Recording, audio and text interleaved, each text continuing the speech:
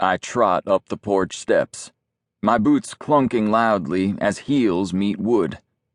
It looks like I'm walking into an ordinary log cabin home. One story, white, knotty pine weathered to a burnished mocha color. It is, in fact, my home office. And by home office, I mean the place where I conduct my business as I sit on top of a dynasty built upon the backs of cattle and fueled larger by oil sucked from the ground. My office looks like a home because it used to be one. More specifically, this used to be my great-grandfather Jared Jennings' modest log cabin.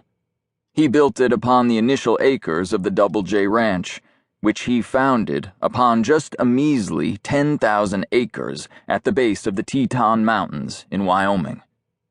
And yes, 10,000 acres is measly when you consider that Genco, the parent corporation that holds the cattle and oil businesses, now owns just over 300,000 acres between Wyoming, Montana, and Idaho.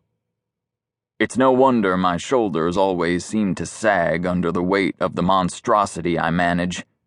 My father, Jake Jennings, died almost 18 months ago, and since my mother had passed a long time ago, the burden of Genco fell to me and my brother, Ten.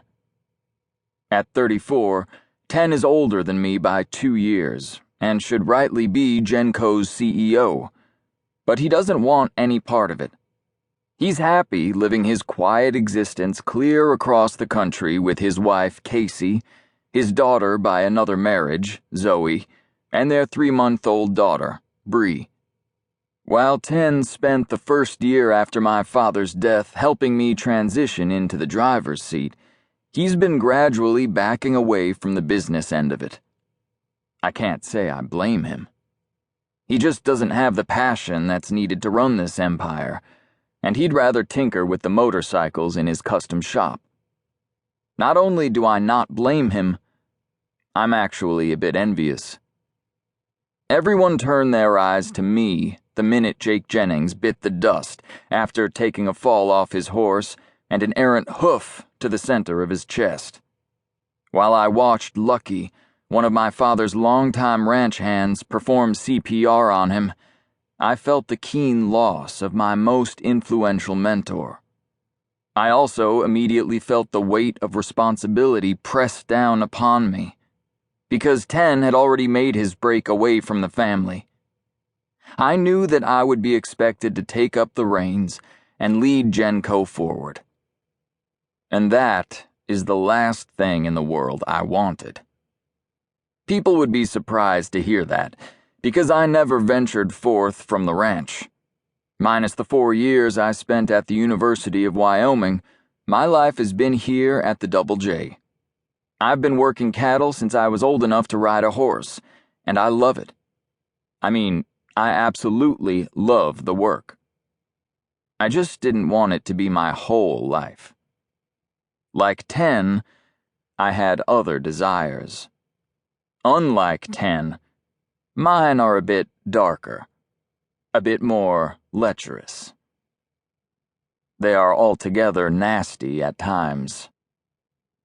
I unlock the door and step into the converted log cabin. It's been modernized and upgraded over the years, once serving as one of the homes offered to the foreman before becoming an office. This cabin became obsolete as a family home once my grandfather, Lewis Jennings, took over the Double J.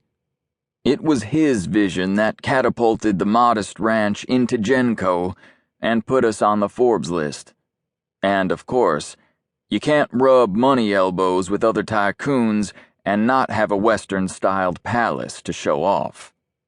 Said palace would be just to the west of us, the home where I was raised and now live. 15,000 feet of treated lumber, slate stone, and glass that is built on top of a large butte.